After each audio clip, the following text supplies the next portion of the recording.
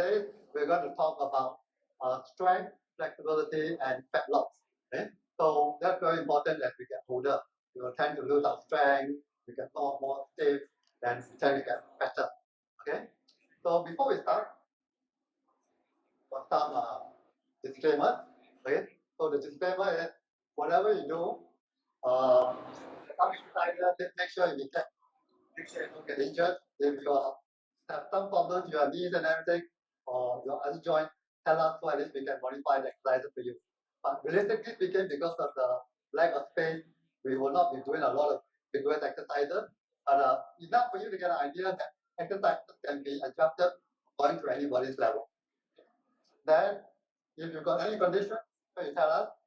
And this we are sharing to you what works for us. Okay? For every individual, a bit different, it may be different results. Right?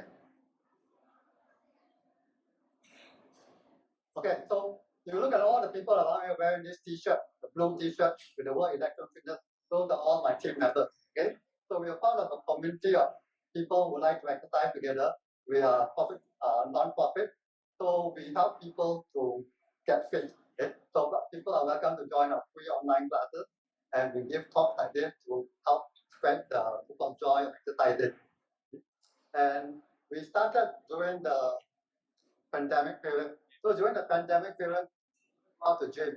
So we wanted to have means for people to exercise at home. So that's how we started. Later on, we moved to give talks and public, and we allowed to go out after the pandemic. So what do we call all of that? Electrum. And electrum actually is a naturally occurring alloy of metals. Okay, so that signifies that fitness is for everybody, anyone, and for any level. Okay. Okay, so this is about myself. I'm the main speaker. So I'm 62 years old. So actually I'm of the same cohort, right? Okay. And you look at this spine here, that's my spine. So I suffer from scoliosis. So even in such a severe back trouble, I can still exercise. So a lot of you should have less problems than me. Okay? So I'm a lot of exercises like calisthenics, yoga, Pilates, and so on. So I take lessons for many years. And I've spoken in the studio one night at various talks under various things. Okay, so next we have a guest speaker who is my coach. Okay, so Firdaus over there. So he's ex-Navy PTR. Okay, so he's like super fit. Okay, but he's a baby. Okay, he's not the senior. But that doesn't mean non-senior cannot teach senior. Okay, because he's got a lot of parents, although so he's got a lot of empathy for that. Okay? So he founded SCA called Singapore Calisthenics Academy in 2014, and it's one of the most highly respected calisthenics gym in the whole of Singapore. So a lot of calisthenics coaches are actually trained by us. Okay, so we're lucky that I managed to drag him down here. Hey, you must come. After what he heard about it, he said, yes, I want to come. And so he's very happy to be here. So he actually reshuffled all his classes on Saturday. Saturday is a hot day. And then he made them come at 7 o'clock in the class for the 9 o'clock class. Then I got a basket for that 12 o'clock class. Okay, so a lot of people are cursing me because I made him come. They had to come at 7 o'clock for the class. Okay. Okay, so strength, right? So strength and muscles are somewhat related, but not exactly the same thing. You can see some people, they got very big muscles. They are strong, but maybe not as strong. Some people can have smaller muscles, but be stronger than them. So there's one girl that I know. She actually can do 24 pull-ups, right? But you look at her, she looks quite slim. You don't see much muscle, okay? But muscles and strength may not be directly related, somewhat related, but not directly related. Now, strength is required for a lot of things. Just because you said I'm older, what do I need strength? I'm not going to go take part in sports. But you need strength to do what? Climb up the staircase, you need to carry your grandchildren, carry your groceries, open up bottles, you need quick strength. A lot of things you need strength. If you don't have that strength, eventually, then my son, can you help me do this? The doctor can help me do this. Everything you can't do. So instead of being relying on people, people can actually rely on you to do some of the work. Okay? Now, muscles are also very important to prevent injury because you fall or something, and then you got muscles to buffer you. The other thing also, muscles are very important for metabolic health. Metabolic health is things like, for example, you get high blood pressure, diabetes, and things like that. So muscles actually, because they consume more energy compared to fat, they help keep all these metabolic diseases at bay. So the physical muscle actually helps burn more energy. So when you are resting, sitting down, not doing anything, your body will consume more energy if you have more muscles. Okay? But more muscle doesn't mean you're like super chunky like that. Okay? A lot of times it's not really visible. Okay? Okay. So I said it's important for daily function and things like that.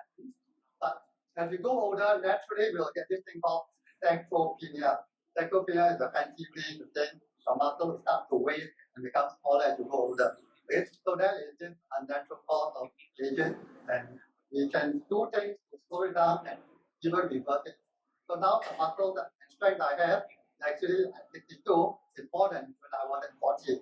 And because at 40, I didn't do the kind of strength training. I was only doing ballroom dancing. So ballroom dancing don't build that much muscle. Okay, I may not be super fast, but at least physical muscle is still there. Okay. Okay, so how do we develop strength? So what we need to do is to have some form of resistance. Okay, so you just walk and things like that. There isn't much resistance. Because when you walk out slope, there's more resistance. You will develop strength. Now, this resistance can come from many different sources. Your own body work rate. You say, for example, you do push-ups or squat. That is the resistance. You use like weights, physical weight, resistance bands, also gym machine. There is also resistance. So you need some form of thing to make the exercise more difficult. Okay? Especially when you do, for example, you do push-ups. And come to the last few, wow, struggling a little bit. So there's the last few ones where you struggle a bit, that's where you develop strength. Okay? So as I said, exercises like walking, aerobic, those develop a lot of endurance, but you don't develop that much strength. So normally what we have to do is to pair cardio exercises together with strength building exercises. So for example, when you walk, you're walking this way, right, up and down. But that doesn't give you necessarily the strength to climb up the staircase. Or let's say you carry your grocery and the lift spot, then you got to carry your grocery all the way upstairs. You won't have enough strength just from walking normally to walk up the stairs with your grocery. So you need to develop the strength. And we have this concept called reserve power. It's like sometimes not enough, right? If you have more strength than what you normally require, then in case of any emergency like fire or change after the past, you've got reserve power to go and do the things that you need to do. Okay? So you cannot just like, I put good enough for me to get up on my bed to go toilet. That is not good enough. You need to have more power than that. So in case anything, you can do something. Okay? Okay. Not say very muscular, okay? But even I train so much, my muscles are not super big. Okay? So realistically after 50, you're not gonna get super buff. I know some people have this session say, I don't get super buff. I see the lady say muscles very ugly. No matter how you train, I can assure you, you will get a bit better looking, a lot better posture. But you're not gonna be like on a super buff, all the muscles looking up. Because in order to do that, not that it can't be done, but you really need to be trained very hard, very disciplined, and your diet needs to be very, very strictly controlled. So most of us, including me, don't have the kind of discipline to be eating all the kind of very fixed, boring kind of diet. We all like our food very much, right? So don't worry, you'll get better looking by having better posture, standing better, but you're not going to look super buff. Maybe a bit more toned, but you'll look a nice kind of food. Các bạn học tiền, học tiền, cao, cao tiền. Okay, so this Roxy, right? So Roxy is 50 what? 52, right? 55, okay? So she's a short sister. You think she look very buff? Does she look very buff? Not very buff, right? But toned lah. Okay? So realistically speaking, like that possible. But you're not gonna look super buff. Okay? So she wants to all the time. You don't want to be buff. You just look better, but won't be super buff. Anyway, if you somehow do become super buff, you can always cut down. It won't be something that goes out of control, and you cannot stop going bigger. Okay. Okay. So the other thing is about strength. Strength has two components: your joint strength and your muscle strength. Quite often when we start exercise, our muscles and everything they start getting stronger. But your joints also need to get stronger correspondingly. If they don't get stronger correspondingly, that's when you tend to get injury. Okay?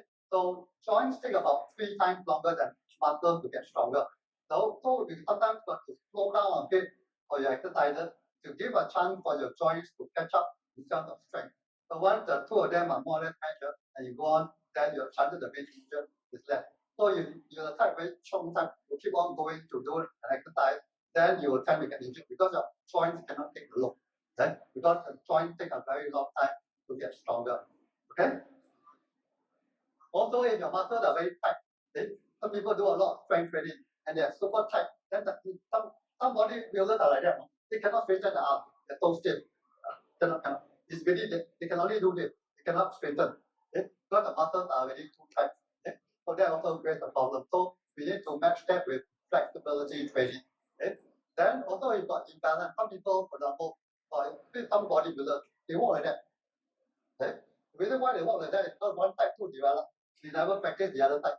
So you need to balance forward and back, left and right. Then you can look normal and also be more functional with less pain. Okay, so now we're going to do a little bit of group exercises.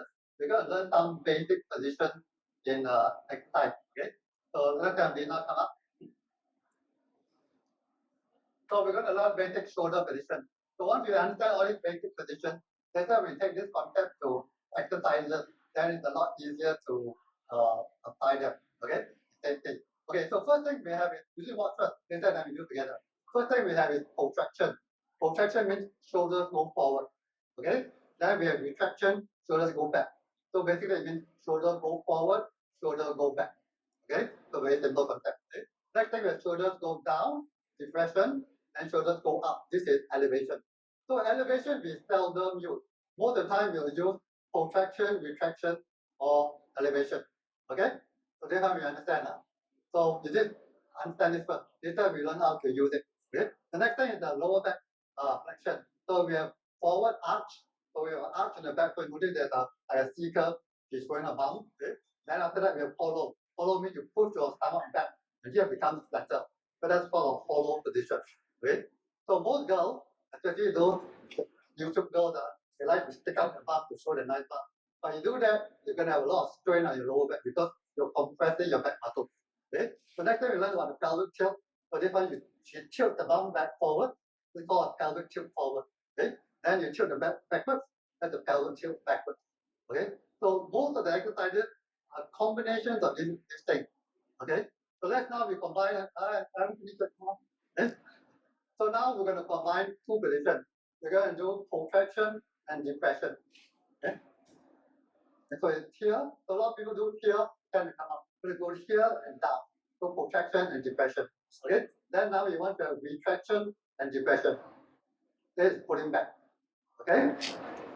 So so get this first. Okay, so let's stand up, let's go and find this together. Okay? So Electrum people go out, see whether it's up there. Okay, so first thing we do is shoulders go forward. Okay? Shoulders go forward here. So it's like anybody watch Incredible Hulk? Incredible Hulk. Incredible Hulk. So it's like Incredible Hulk protraction. Good. Okay? So bring it. If you help you bring your hand here like this. Incredible Hulk. You never watch Incredible Hulk. Okay. Okay. So we look at the back is look at the back. Okay. The back is like rounded. Okay. So it's a bit round. Okay. And then okay. Now when it's round, you put the shoulders down as well. So round, forward, and down. Don't let it go up here. Then you look like the top. Okay. When we down, we have a long neck. Okay. Okay. Good. And then okay. So the next one will be down and back. So it helps you put your hands behind. Pull back. Yes. So that's retraction. Okay. Okay. So now we're gonna do this one here. Or back. So we're going to find this part here. Arch and follow. This go part and follow. This gets used to the forward and back. This gets used to the movement. Right? So anybody who learns yoga is something like a cat cow. For those of you who have done yoga. Right? So cat cow, so follow, follow, okay, that's better. Okay? Okay. So next time we'll learn the bottom part. Pelvic. Anybody watch Michael Jackson? Right? You watch before, right? So pelvic tilt forward, Michael Jackson action. Right? Yeah. So they have to go forward. So those people who dance a lot, See, but then pelvic, so we do pelvic tilt forward, then pelvic tilt backward. This thing is back to back, forward and back. Okay? Okay, so this one we understand. Okay, so now we sit down for a while. Okay, so sit down for a while, sit down for a while, not for a long time. Okay, next thing we're going to do some warm up. Okay, now whenever we warm up, it's always very specific to the exercises that we're going to do. Okay, so if we're going to do walking, then we don't really need to warm up the arms a lot. But you're going to do things like planks or push up, then we need to warm the arms up. Okay, so what we're going to do, since the space now is spread out a bit, so we're going to do shoulder rotation. Okay, so shoulder rotation, you don't need to put your hands up. Now, we're going to do it for one direction, and then change direction. Okay, so we're going to go forward and back this walk. Okay? Then we're going to do this thing called shoulder external. So you could like open it up here. Yeah. Okay? Now, if you look like that from here, so easy. It's not like that. Okay. Let's say you come to here, cannot move already. Then you are attempt to a little bit more. A bit more. So the last part is the one that you're going to use a bit more force to open up a bit more. Could be even 1 mm more, 2 mm more, but from here, could be more. So don't be like that. This is wasting time. So here, easy, the last part, squeeze. Squeeze. Squeeze. So, if you are turned around, so you should feel this muscle here tighten and you feel a bit firm kind here. So that part of your back deltoid is working. Okay? So that's the warm up the thing. Okay. So next time we're going to do shrugs from here. So just now we did rotation, we're going to go up, down, up, down, up, down, up, down. Okay? Okay, we're going to skip the side bend and cut down. Next we're going to do wrist warm up. So wrist warm up, this whole of fist. Open as wide as possible. Open, not just like that. Open wider, wider, wider, wider. Okay? And then close, then like trying to cook something. Char kway teow, char kway teow. Turn. And then after that, forward and back. Here, up, down. Then turn your hands up, down. Okay? And then straight up everything. Okay? Then next thing, we're going to stand a little bit, just hold on to a chair, lift up, so hold on to the chair. Lift up the knee. So you're going to lift up the knee, just here, just loosen the base, just move up, right? So just to loosen up your knee a little bit. Right? So you can move side to side, up and down, lift to work the joints. Okay? Now, normally in a proper warm up, we got more space, we'll do more. Now I work within the constraint of the amount of space that I have. Okay. Next time we're going to do plank. Okay. So plank, what we're going to do, we're going to demo the plank first. Okay. And later on, there may be space to do plank on the chair afterwards. And then some of you, if you want, you can come to the over here too. Okay. Okay. So first plank. Okay. So in a typical plank, you put your hands here. Okay. So show a normal plank. Okay. So notice the bum is thinking and then it's touching your this neck. Okay. So this is a normal plank. Okay. So what I do is what? I'm going to learn protraction. So you protract and you press. But today you're standing and now it's horizontal. So here it needs to be round. The bum needs to be tilted forward. And here needs to be a bit flat. Touch. Yeah. So this is arching down. You want to follow this. And then it becomes like a ball, something like a camel. Okay? So this is a fairly good plank. Okay, so what we're going to do now, right? When some of you can come over here if you want to try it out. Anybody want to volunteer? Come. Do come. Okay, so put them on the over here. Alvin, can you help me? Just do a plank over here. So we're going to do it over here. Now, this is a plank, not plank. So this is a plank, okay? This is that's all. Just to learn how to get the plank shape. Later on, when you get better, you can go to the floor. Okay? So anybody want to try out here? Yeah? On the chair. Just do it on the chair. Yeah, sit on the chair. I come. Yeah. Okay, do on the chair behind me. 1, 2, 3, fine. Is your chair? So make sure the chair is stable.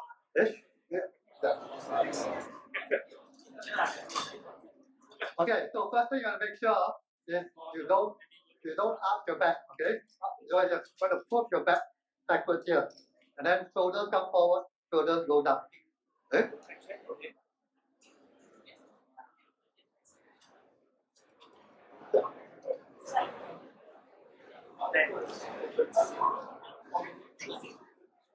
Yeah.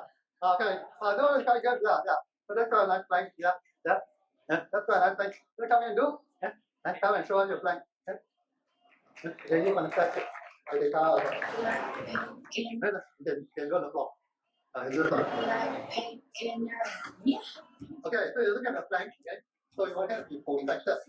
Can be but be forward. Yeah. Then protect your thumb. What is the up? 20 but louder. What is that? Okay. Okay. Thank you.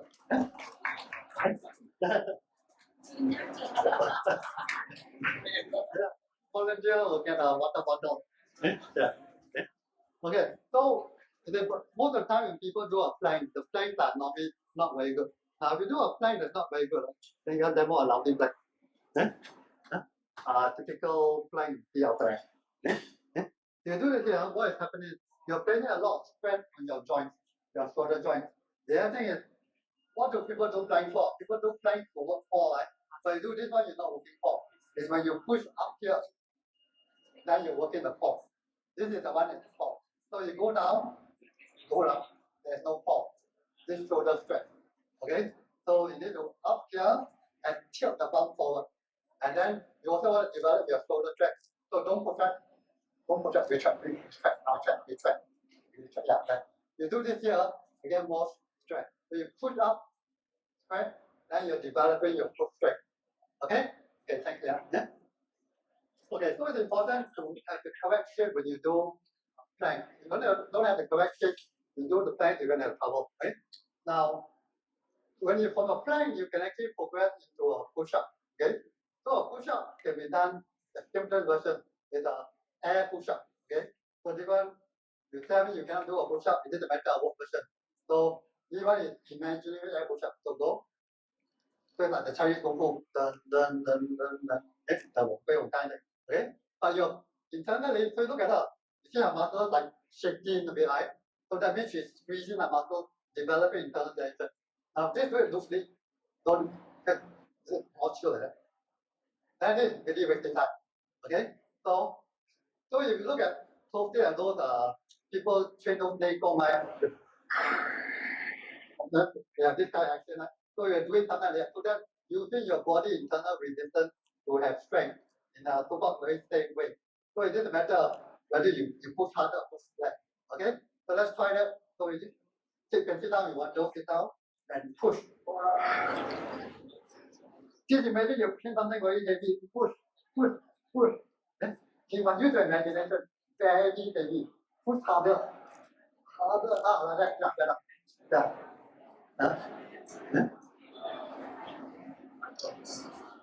Okay, so this one anybody can do, right? It doesn't matter how hard you push. Right? So this one, no problem. Then we can do a push up on the table. So this one.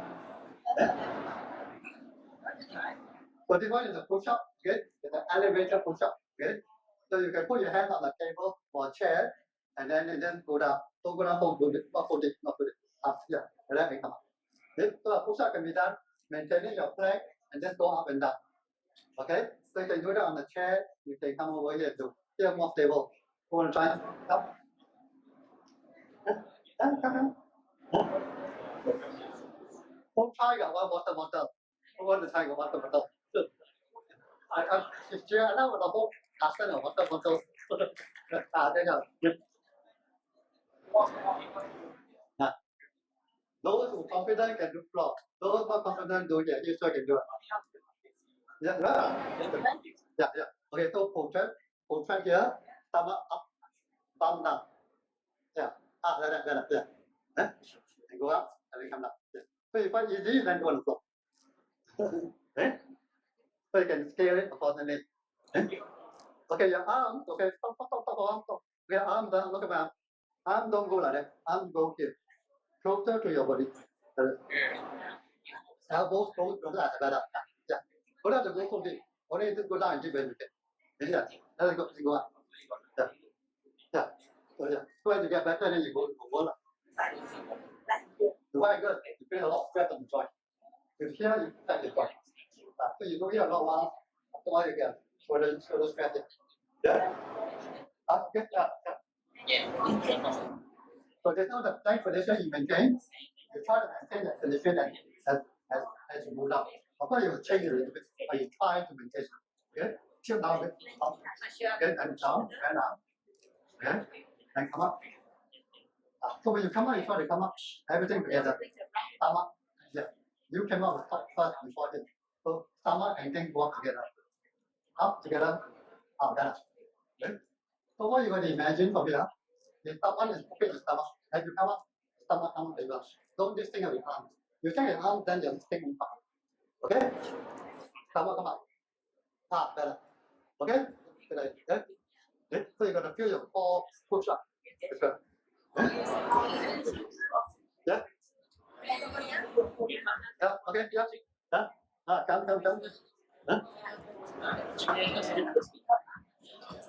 Okay, so you get the plank first. Get the plank first. No, hand plank. Yeah. Then you get into your off the knees. Yeah. Chill your bum down a bit. Hold tight. Yeah. Stomach up. Bum down. So they want to go up. They want to go down. Stomach go up. Okay. So bend your arm, go down a little bit. And then come up. So when you come up from here, you're going to think of your stomach going up as well, not just your arm. Okay? Yeah, stomach come up. Better. Yeah. Yeah. Stomach didn't come up. That's why your upper body down. Yeah. Together. So when you're pushing, not your bum, stomach. Stomach. Better. This way. Yeah, better. Better, but not perfect, but good. Better is better. Better now. Stomach. This is your bum. This part where I'm saying down, up, better. Down, and notice I'm poking you here. The more harder I poke, you now coming up. Down, go down. Bring down. Yeah, so you shouldn't go down, you should roll back to go up. Roll back to go up. Yeah, this one can be up. Yeah, better. Not under your thumb. Yeah. Better. Yeah. So for you, I think it's better for you to get used to the table, but you not so high, down on the chair, a bit lower, used to that. Because you don't have enough strength for you are full compensating. Okay? Okay.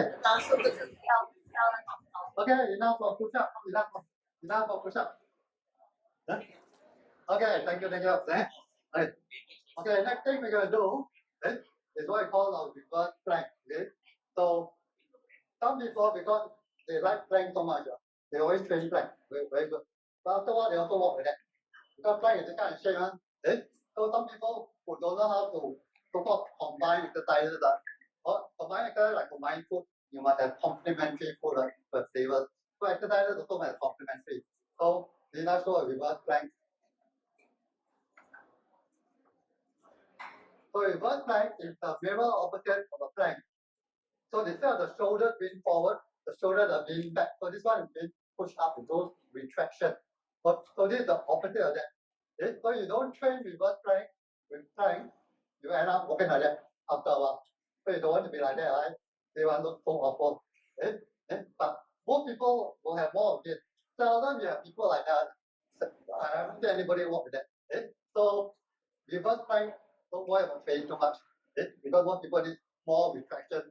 Because when we do over our computer, we do this, right? You ever see people do computer like that?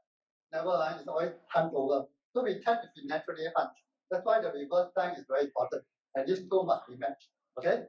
So Gina can show one on the floor, on the reverse plank. Okay, I mean on the elevator. Okay, so we're going to do reverse plank like that. You can also do on a chair. So basically here, remember we learned the basic position. Full shoulders back. In this position, just that now you got a bit more body weight to apply some force. And then if someone kind of hook you at the back, then you're gonna push your chest more. And everything also push up. Okay? Okay, so let's try. Okay? So again, some people can come here, some people you can do on your chair, but make sure the chair is well supported. Okay? If you want those very garang one, you can do on the floor. Those people are very strong, you want to do on the floor, also can do on the floor. Okay? Start this, Reverse.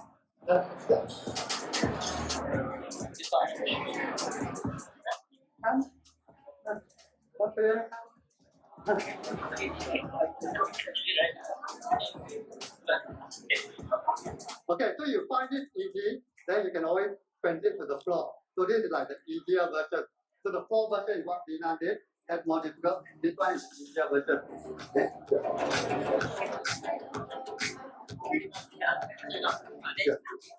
Yeah. So squeeze the scapula together. So the base easier together. Yeah, that's it. And push your chest forward. Push your chest forward. Yeah, okay. Okay. Squeeze your arm up. Yeah. Yeah. Okay. Squeeze your arm together. So squeeze the two muscles together. Yeah. Okay. Now you find that easy, you can straighten further, straighten your legs a bit. Straighten your legs. Let your leg go forward. Okay.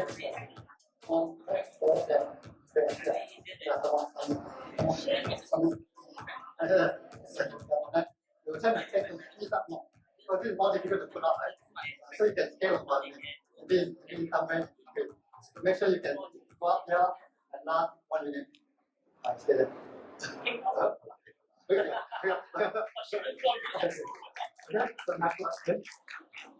Okay, so normally I put a length of time to hold a plank is about 30 seconds, 1 minute. So let's say normally you do first time 5 seconds only you can last. Fine. Rest a while and do another 5 seconds. 10 seconds. You do until you can do about total of 20 seconds. Now after a while you need to take less than that break. Okay? So most of the people who are better at that, they'll do 1 minute. 1 minute standard plank, 1 minute other plank. Okay? So then the next thing is about rolls. Rolls is what we call full strength. Okay? So this will step 1, 2, 3. So this is step 1, pull back, so retraction. Step 2, bend, and step 3, release. Okay. So normally we have some equipment where some in pull, but here we don't have equipment, so we're going to imagine.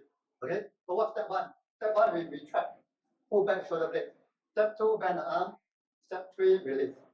Okay. So the important part is step 1. Step 1 is here. Step 1, step 2, step 3. So they call retraction. Remember? Retraction, bend your arms, and release. So that when you do this, you're using your back muscle. If you don't do this, you just bend your arm. You're only using your arm muscle. That's why a lot of people when they say they're working their back. If you don't do this retraction, you're only working your arm. So you want to make sure you work your back muscle as well. Okay? Okay, so let's find it. Okay? You can stay where you are, don't have to come here. Right? So here, step 1, step 2, step 3. Okay? So step 1, step 1, step 2. So step 1, you need to make sure the elbows don't bend. 1. Then 2, go down. Okay? So step 1 is only shoulders moving. Elbow don't move. Step 1, step 2, step 3. Okay? Yeah, better? Okay. So once you get the idea, now we are going to merge step 1 and step 2 together smoothly. So let's forget about it. Step 1 into step 2. So no pause. Step 1, step 2. Okay? Throughout the pause. Now no more pause. Step 1 into 2. Continue. Don't pause that. This step 1, start moving already. Once you stop. Okay? So that's how you pull with your back muscle. Yeah.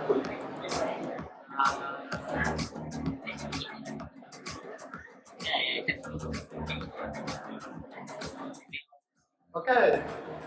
Done. Okay, next we're gonna enough to run us through for strength. Giữa với Việt Nam, Việt Nam. Đến.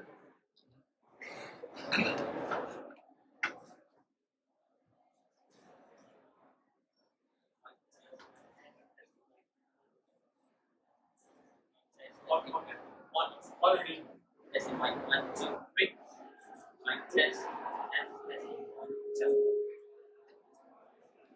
Mic test. Testing. Okay. Just Okay, good. Okay. I think video my Okay. We did again. Yeah. Just to my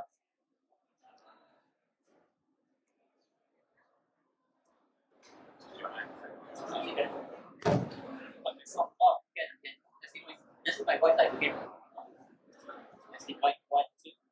So I just speak up here. Hi, good morning everyone. I'm just Firdaus. I will share about how we go about train your strength. You can use all it using a chair only. Testing mic 1, 2, 3. Okay, we're good. Okay, I'll have Coach Robin here to demonstrate how to go about with lifting the body weight without going for the full-fledged floating handstand stuff. Nothing of that. So first things first, you're gonna have your hands by the side of the chair. So things to take note here. For start having your hands by the hips, it's gonna be a lot easier by your shoulders, hips, and hands.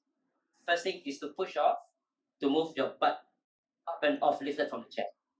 Push it up. Leave a small gap. Okay, this is the first start. I want you to try this for 3 seconds and let your butt sink down. So what we want you to do is to bring your hips forward. So we don't want you to thrust. What we did previously was for that exercise.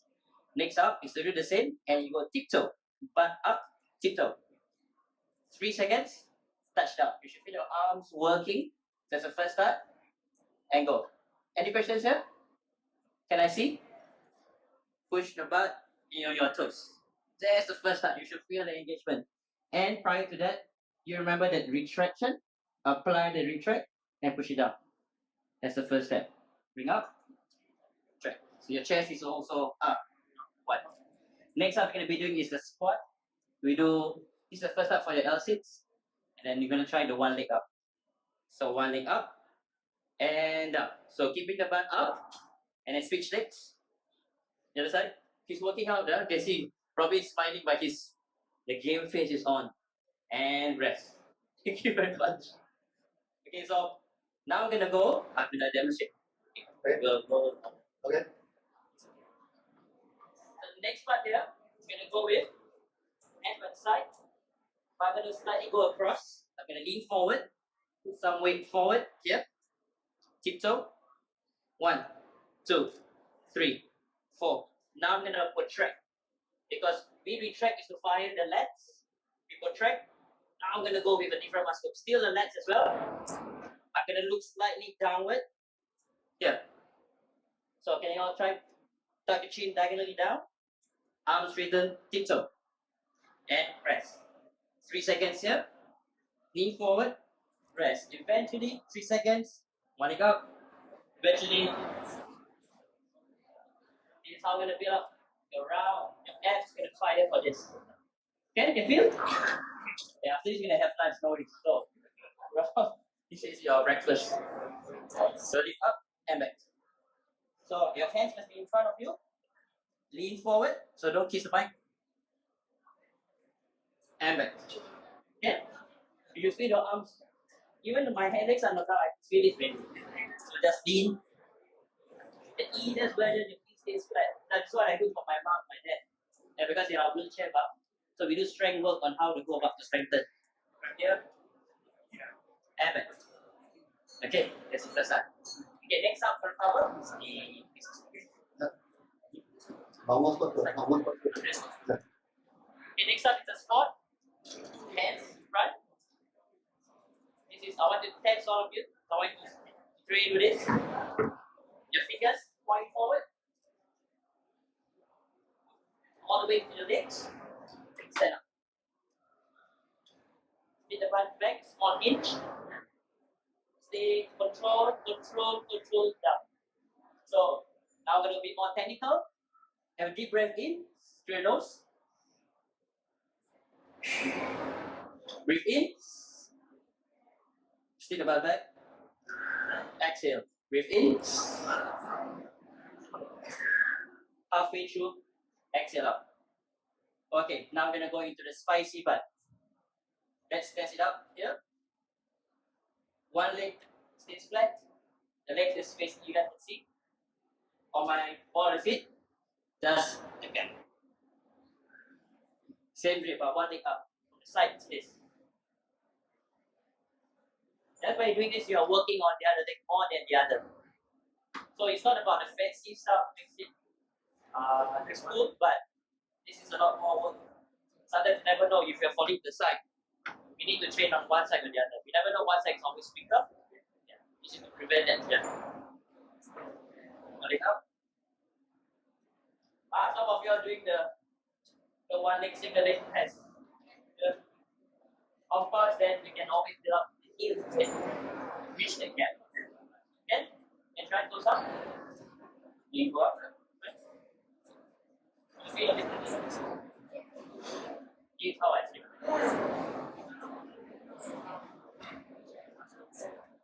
Okay? Want to try? Big time. But when you go side, each part on each side, on your knee. You'll be like the toe. Please reach. Okay.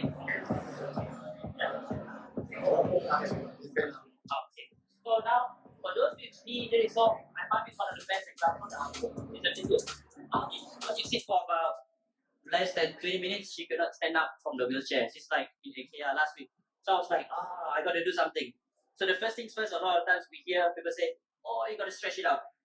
Oh, you got to strengthen. Sometimes we don't want to hear that. First thing is to basically you want to take out the pain. Once you relieve the pain, then we can talk about rehab and so on. So how we go about there's this technique we call it active release.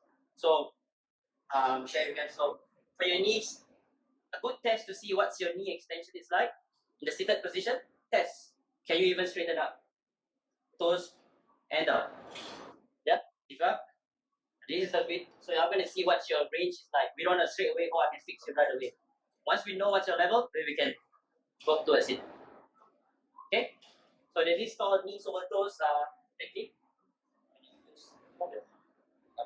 There's a way we can do this kind of reverse walk. Yeah. I'm going to squat. There's a small hinge. Walk backwards. It looks like sometimes you see people walk backwards for a reason. You're like, who's this weird person walking back? There's always one or two backs around your neighborhood doing that. That's why it's to build up your knee reconstruction. The inner thighs is where your stabilizers are at. This is where your lateral work, your side to side. You lose balance, this is one strengthen. So we at least focus on the front, go back. This is level 1. Level 2, you go up backwards in the heel, basically. If not, then you can use the treadmill. Go by the side, walk backwards, slow and steady. This will strengthen the front. So once we release that point, how do you stretch off your knees? You can try. Grab it, interlace your fingers. Just to release all the pain. Hold. Grab, pull your knees close to your chest. Extend. Whatever you can extend, but you should feel a stretch here as well. Extend and back. Start to straighten up your knees, or keep your knees close to the chest. And we should shiver at the end range. Feel here? If you don't, let me know. I will go to you personally. Thanks. Okay, just a release here. Okay, good? Yeah. This is the release part. Then when you do strengthening work, it makes more sense for you to start doing small work and down. So now we're going to do the last part. The most basic, nothing on a single leg. Just release. Lift the palm off for 3 seconds. 1, 2, 3. Down. Reach out. 1, 2, 3. Down. Yes. The next time you lift, the spicier it is. Higher, of course, you don't feel much. For a start, just a slight and off. You can do this for about 5 repetitions, about 3 rounds. Okay, any questions? How are you to try it out? For 2 rounds. 5 squat, 2 rounds. That's what half and off. Bonus, repeat, and action. Okay? Jadi di dalam ini.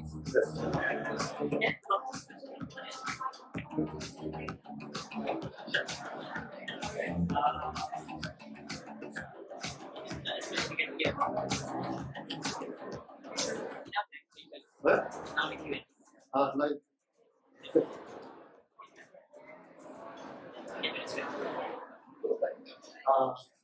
you want to do it? Oh, yeah, just like that. Right.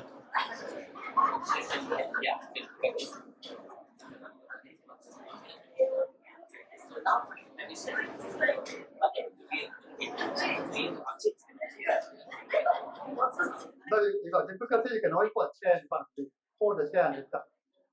Yeah. Yeah.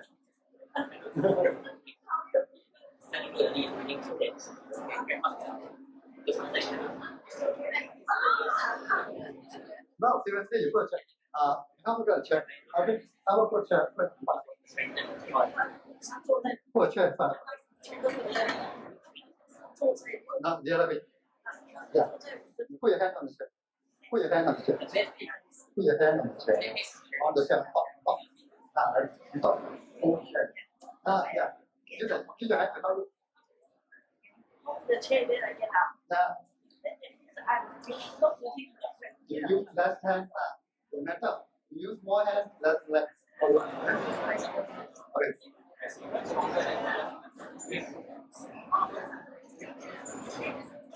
Yeah, use your hand. You cannot get up, so use your hand. Oh. Yeah, oh. Doesn't matter. As long as you use your hand, get it up. That's what I mean. Yeah, after a while you can better than use that at that time.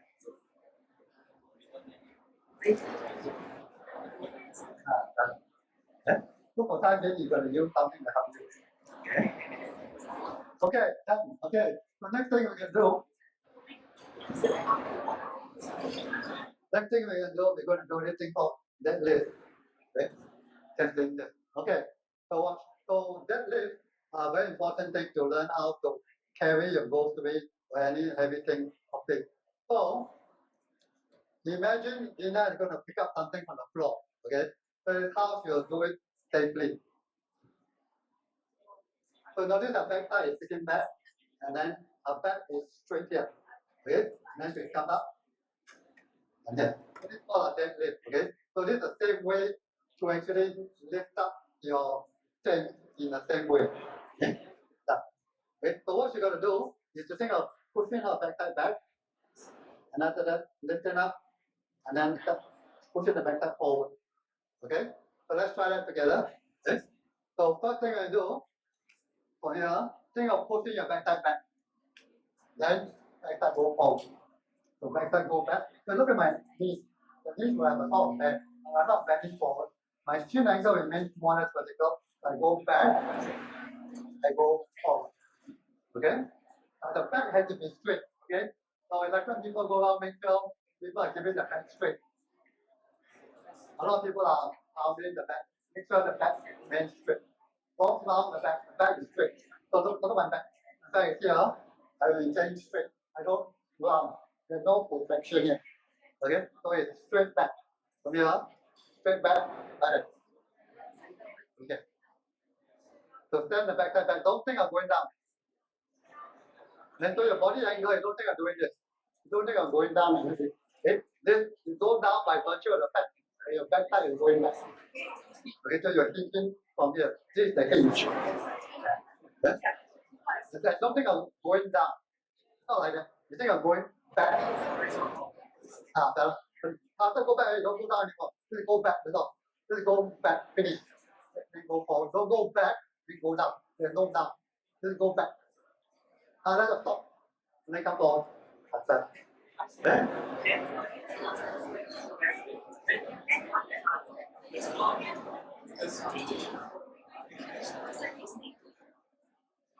Okay, so one good. Okay, so I have to run through this very quickly. So the next one we're going to do is what we call a Jefferson curl. So this one the back has to be straight. So this one is useful for picking up things on the floor safely. So you pick up things like that now. If it's heavy, you're going to sprain your back.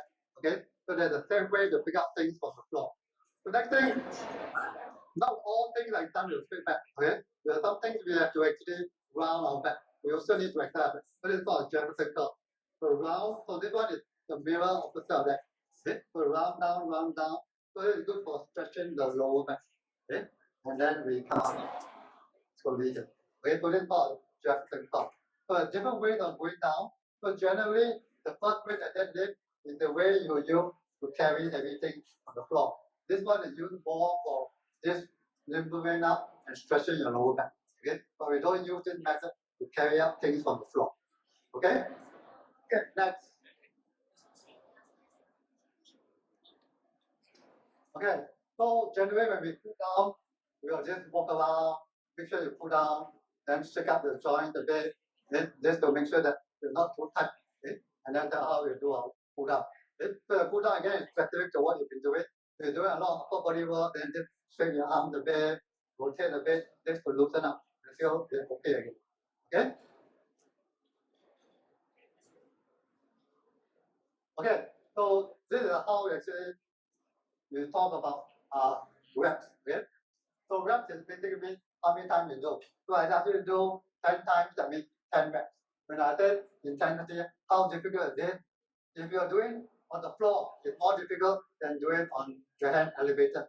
So as you get better, you make the intensity more. It means you make it more difficult either by changing the angle from the table or go onto the floor, or you carry weight, use heavier weight.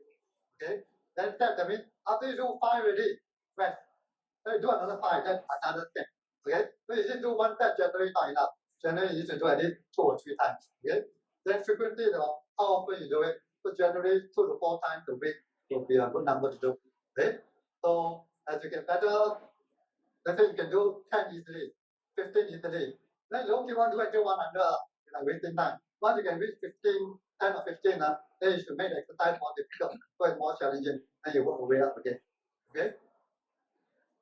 Okay, this thing about training to failure. So generally you don't want to train to failure. Train to failure means, wow, cannot, and drop. That's training to failure. The train to failure is very dangerous at our age because the tendency to get injury is very high. So what we're going to do is, we're going to predict, I do 1, 2, 3, slow already. Next one, I know sure die. Don't even try the one. Okay? So don't train to failure. This is about this one, the third one. So this is number 9. Number 9. Cannot do. Don't even try. Okay? So as long as just 1 or 2 before failure, good enough to have a good result. Okay? So you're going to learn how to predict when you're going to get this point of failure. Okay? Okay, so of course, when you train a lot, you need to make sure your diet is good. Okay? You need to make sure you got a lot of protein. Protein are good sources of protein. No protein, your muscles cannot grow.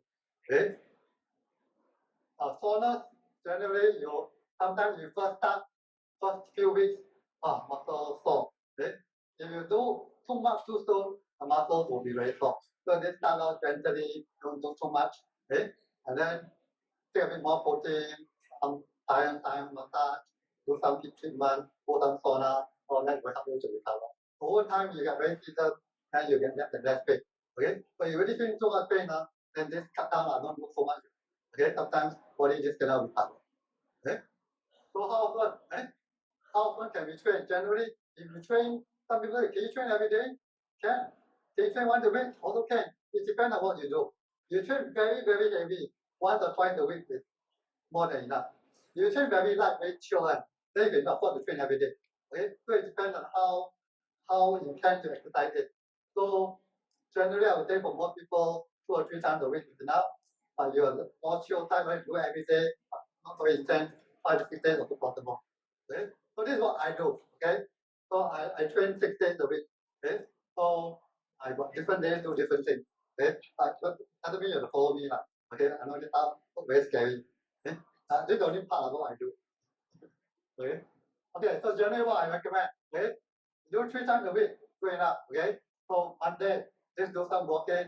Then while you walk in the park, go to fire band, do some push-up, and do some pull, okay? And do some core work, sit on the bench, and do some squats. Do enough.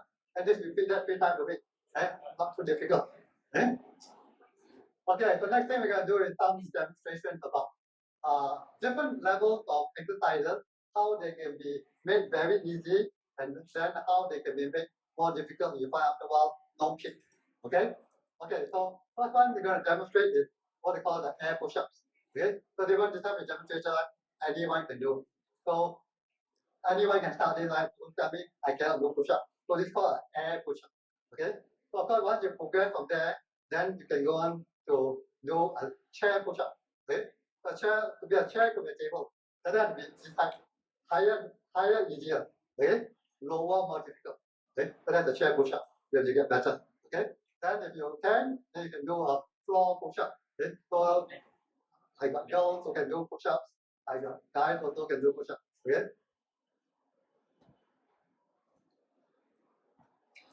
So far as you get better, you can again do more on the floor.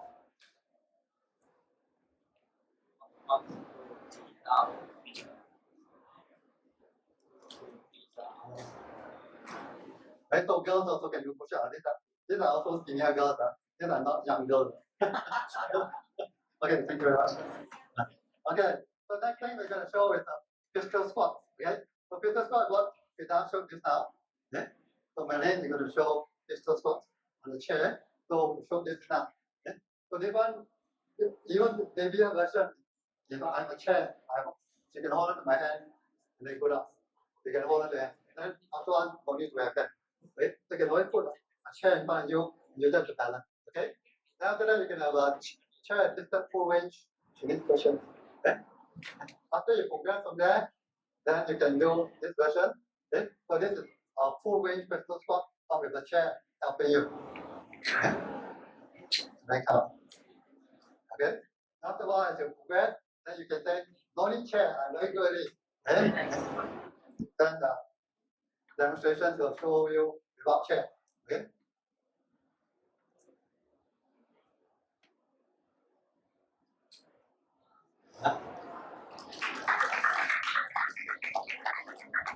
But some people can do that every time. Okay, you can do one time. I mean, fairly because you're unbalanced strength. So, this kind of exercises, even if you can't do full range, it's good to do. You know why?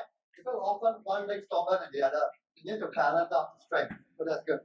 So next thing, get this out without control, sort of an L kick. Okay. So this again easy version. Sit on the floor, just raise your leg, straighten your leg, and that. Okay. Okay, so then if you find even after one more kick, then you can go to the next version. Yeah.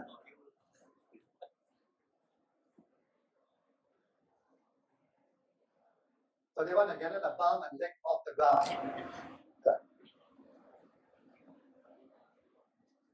Okay, good, thank you. Right? Then after that, find also no kick. Right? I'm better this already. Then you can do on the floor. Right?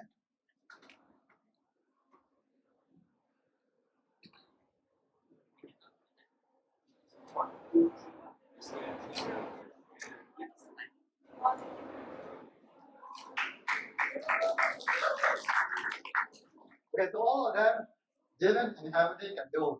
Only when they started training, so after the last 1 or 2 years, then they can do this. So all this, when they started training, they also at this kind of 1 or 2 years ago. Okay, so all of these things can be achieved. Okay, okay next we're gonna share on mailing. We're gonna share with you about a journey of strength. Okay? So notice I got a girl talk about strength. Later I got a guy talk about the posting. Okay? So, where's the mic? Other. Okay.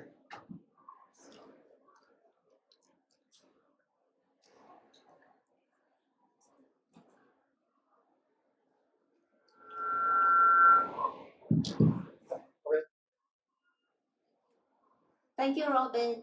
Good morning, everyone. My name is Ling. I'm a housewife, 52 this year. So I think like most ladies here, right, I'm quite flexible. But when it comes to strength, right, it's my core weakness. Right, so weakness in strength have actually resulted in a lot of injuries for me. Like frozen shoulder, tennis elbow, and my knee pain as well. And all these injuries actually affected my quality of life lah, and also mobility. And even when I sleep, right, when I had frozen shoulder, it was quite painful. So before I started my strength training, right, I realized that as I age, I lost my muscle strength. Like things I can do before during my younger days, it becomes more difficult. So back in 2021, I started strength training after I recovered from my frozen shoulder. So strength training has actually helped me to recover from all these injuries and also rehabilitate and prevent further injuries. Like for example, right, as a housewife, when I go to the market, buy stuff, right, buy all the fish, meat and all that, I like to hang all the plastic bag on my wrist, you know. It's like, you know, you have so many things to carry, then you like to hang here, right? So as a result, I have wrist injury. And when I carry heavy groceries, I'm not very aware of my posture. So due to bad posture, I also injure my back sometimes, like strain my back. And I had knee problem because when I cook, I prepare all the food, right? I lean forward. I lean forward because I'm tired. I stand for hours, so I lean forward, and that resulted in my knee injury. So after strength training, like I do a lot of knee exercises. It helps to strengthen my knee, and now my knee is less painful. And I'm very aware of my posture when carrying groceries. I try to use my shoulder strength, my arm strength, my body strength instead of my wrist strength. So using all these correct muscles and strengthening all these muscles has helped me a lot. And most importantly, right, I don't rely on my boys and my husband at home also. Don't rely on them to do all the strenuous work because I'm able to do it myself. So I used to be very passive when it comes to exercise. I think a lot of ladies, especially housewife, right, we're always very tired after, doing the housework. So I think that housework is already exercise, no need to exercise already. But actually I'm wrong. So I think now after I started strength training and regular exercise with a group of people, it helps to motivate me, and then I can set targets for improvement. So I hope that my sharing can encourage all of you here, especially ladies, to also start on your own strength training. Thank you very much. Okay, thank you very much. Okay, so that's the end of our strength portion. So now we're going to open up the floor for Q&A, and then later we'll go on to the flexibility section. Because Firdaus has to go back to teach class, which we are pulling away for. So I'm bringing forward the Q&A to now. So any questions from the audience? Audience, any questions? Yes. How might I should be doing the exercise? How long? Okay, it varies. Okay, so let's think about you're asking in terms of number, in terms of time, duration, or in terms of number of times you're going to live.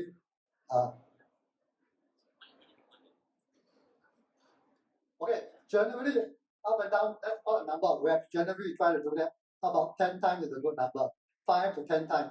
Then you rest for a while, then repeat again, maybe for second time or third time. 2 to 3 times, 2 to 3 sets, maybe about 5 to 10 reps. Okay? Then you do that about maybe 2 or 3 times a week. So that will be a good number to do. Okay? Any other questions?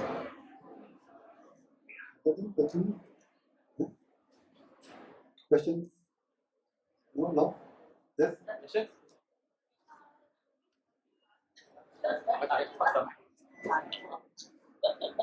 Hello. Yeah, thanks, Robin. For the strengthening of muscles and joints, are those the same set of exercise or there are different ones for the joints strengthening? Generally, they're the same. We did that we learn how to we got to pace the exercises. So let's say, for example, you do a push-up.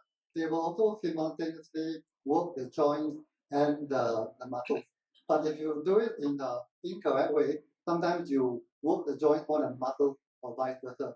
So you got to learn how to engage your muscles so they learn how to support the joint. So the muscles around the joint will learn to be supported. Okay? And at the same time, so they get strengthened, but in a safe manner. Okay? Yeah, so basically you pace yourself. Let's say, for example, if you can do 10 push-ups, well, I'm very happy. Okay? Then I keep on showing more and more and more. But what you should do is, once you can do, say, 10, stay there for a while, maybe a bit longer, even though you know you can do more. So you got a few weeks of it, gets easier and easier. Stay there. Then later, then you try to make it more difficult. You don't keep on making it more difficult too fast.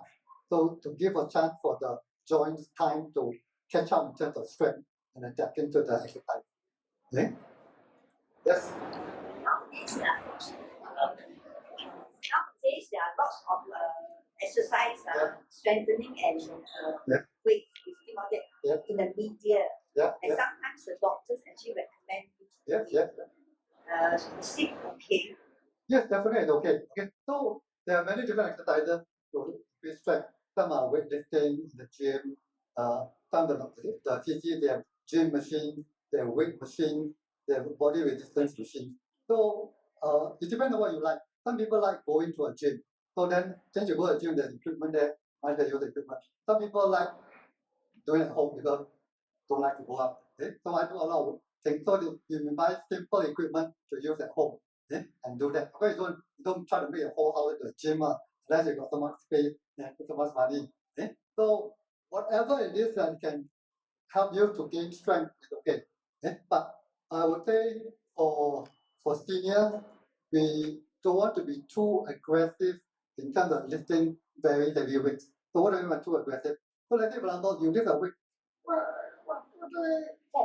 Okay, what that the Shabong gun, right? You show it 100 over kg that was for one rep. Pop, stop. That means you can only do one. That means that's his maximum you can do. That one is very, very strenuous. If something you can do about 5 or 10 reps, then the kind of level of strain is just about just nice. Anything that can only do one, that means it's too tough for you. Then that one is very prone to injury. So for us, I recommend you minimum, you find exercise you can do 5. Let's say this one you do a push-up. Okay? I do a push-up, I can only do 1. Too difficult, then make it easier. Okay? Then you can do about 5. Then from there work up to 10. Once you can do 10 already, then you make it more difficult so that you go back to 5. Okay? So does that answer your question? Good. Okay, other people? Questions? Yes? Strengthen my left. So, I'm having left knee problem. How do I strengthen my knee? okay, so Firdaus, you want to take that question? Yeah. For your knees, I will go about. I'll show live. Sorry.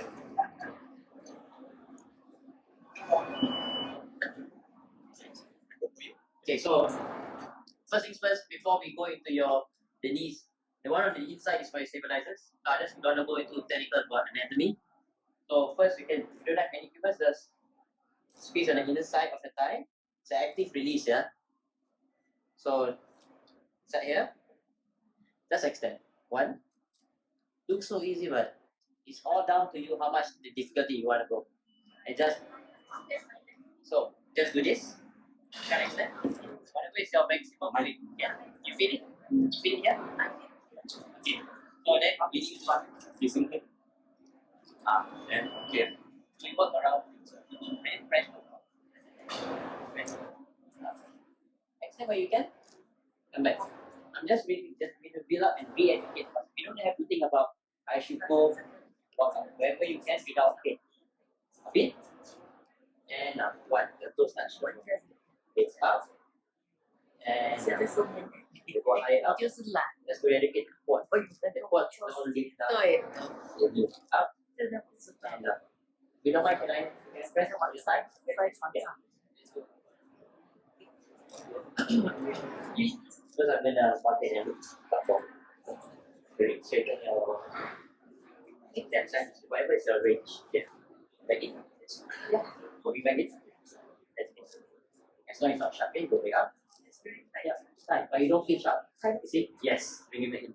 That's the very up. And bring it back in. Okay. So I'm basically pressing you as shortest version. I'm pressing very hard. Yeah, okay, now you have to do so here. Alright. Set. Yes, right? Bring it back in. Okay, settle. Shake it out. Get out. Relax a bit. Up. Set to extend. This one. Why we just did. Take a breather. You're not trying to extend. Bring it back in. Better. So we are doing that educating. Sometimes small version is all down to you first when you do yourself and paper. So that's why I want to do that. It's okay. how much of the pressure you want to go. So what we don't want to do is go directly in the knees. We want to go up. Once the base contact is direct. So I like to do this. Yes, you got to get that's good. Side. Do that, it's there, and then come up. But the small little things we need, you don't need to even train up, stand up. That's nice. I did this with my mom and a couple of folks around Duxton. They walk like that, say, do you have time? You might just do a bit. Just 1 minute, see how you feel before and after. But just this area. Yes, you can go 1, 2, 3 around the area. So there's a lot of parts you can release, but this is the most basic. Now you can extend, you see before and after in less than 30 seconds.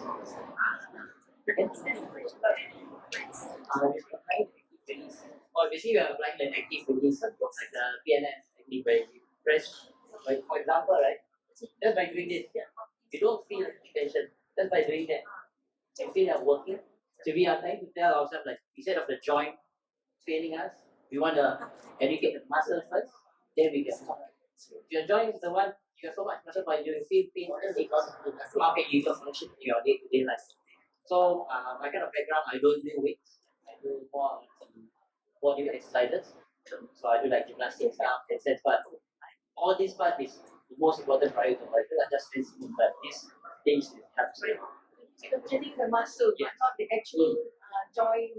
Yes, before the joint, but I tapping the muscle, we educate you like you can see before and after. So I like to do a check before you extend. So teacher taught me this Okay. it takes the active release technique. So not necessary to do a joint replacement. Oh no, that is the whole idea. We don't want to go into that unless it's really the last resort. If it falls into dysfunction, you cannot run your day to day. Of course, then you have to go for it. We try to relieve off pain. Then we can talk about strengthening. Then we go. Essentially, I can walk up the stairs. But now I can't. So that's why the reverse walk is the most important. Of course, relieving the pain first, relieve the pain. Then we can talk about strengthening, basically moving backwards. That's when you need starting. So I'm going to use the chair. I'm going to chair. Thank you. Just to keep some weight into the chair. Move back, bend your knee. Move forward. Thank you. Looks so basic, but so if you feel it already. That's a small thing. Don't go all the way down. You don't have. This is about enough. Eventually, you put very little weight on your heel. Eventually, just do that. Right. So, small bend, you have higher here. So in between the sets, you do strength work. In between, you do your massage. One set, do this. One set massage. So that at least you can go for 5 sets every day, and then you just go from there. Okay? I hope it helps. Okay, thank you very much. Okay, one last question. Okay, no question. Okay, so Firdaus has to go to that class. So Firdaus actually offering a special class for seniors. Okay? So this class would be especially for people over 50. And the size will be kept small so that personal attention. So the gym is at Jefferson Trade and the artist.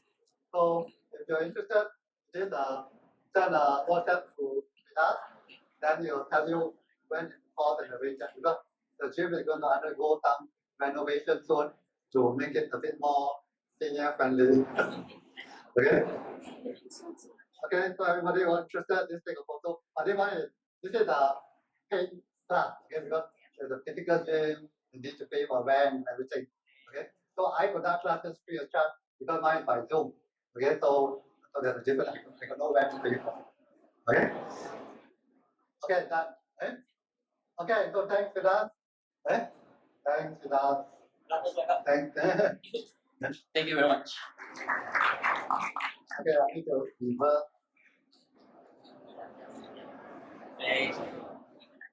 Can help me jump to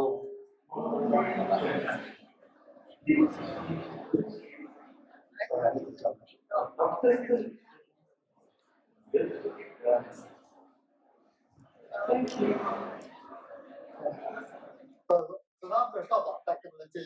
So flexibility is important because certain things as we get older, the muscle gets tight, you can't do. Okay? So Once you get too tight, you have a lot of problems. So I remember the time when I was very skinny, I couldn't even reach my shoes. I couldn't take off my shoes. I really had to sit down very carefully, bring my leg here before I could take off my shoes. So it's very, very painful. Okay? So definitely we will get stiffer and we get that. So you need flexibility even for example simple things. And if you are lazy, you want to unzip your clothing, you cannot put your head behind there, how do you unzip? Then you want to go to ask your husband, can you please unzip for me? Eh? Let husband know how you go back there, is it? Can't be there. Eh? Then also you need some special flexibility you play games or sports and things like that. So something you find notice badminton you reach, cannot reach it up. Okay? So you need to have that flexibility to maintain. Okay? And just then you can improve it. Okay? Okay, so next thing we're going to talk about, this time we did bridge rotation, right?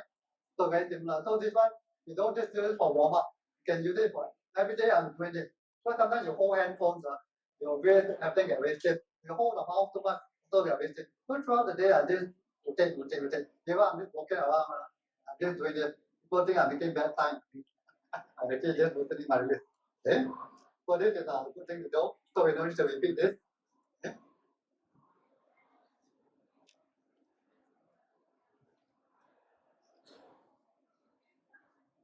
Okay, so next time we go to is a shoulder and arm flexibility. Okay, so first thing we're going to know is how to do this. Okay, so this is a very common exercise where you're going to put it behind this way. Okay, now if you can't do it, baby version, simple version, just hold here a bit back. Okay, then the bottom one here, just hold it. Then hopefully, if you've got a towel, then you can hold it a towel, pretend like your baby, and then you slowly reach, and you reach it. Okay? Okay, so let's come up, let's try that. Okay? Let's see whether you can hold it. You can't, then you just do this method. Okay?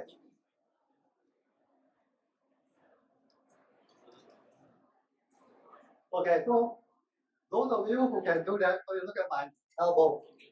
This is mostly cheating, this baby version.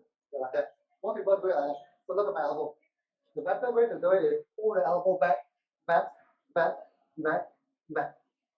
Then you're stretching this part as well. You only do this part not to stretch. So this part goes back. If you can. You can't go back, then you just use the hands or like pull it back a bit. Yeah? Yeah. Better? Yeah. Okay? So this one normally is easier. The bottom one, yeah, you just pretend you're stretching your back. Then use the other hand, push it in. Like that. Just push in. Okay. And try to do it. Okay? Okay,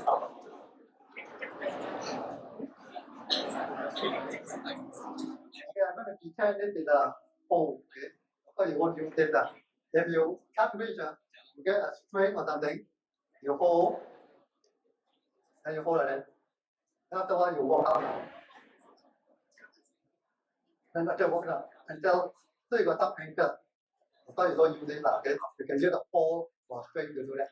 Right? When you go home, you can try it. Okay, so next thing is what we call shoulder strap. Okay? So from here, look here. I'm going to go up and pull back. So look here. Okay? When you go up, it's not with your hand. So, so you want to go up by using this muscle here. Yeah? So you notice this part is one leg from here. Up, down. This is the part you need to move. So you don't just think of your hand only. This thing up. Yeah.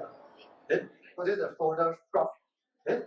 And once you go up, you want to go back. Okay? So go start with. So you go up and go back. So the back part is the difficult part. So up and back. Up and back. Done. Okay, so now what will happen is this. Look at my stomach. A lot of people will do this. Let me like up and back. Okay, the stomach pick up. So this stomach, stay there, don't move. Up, back, no sticking up.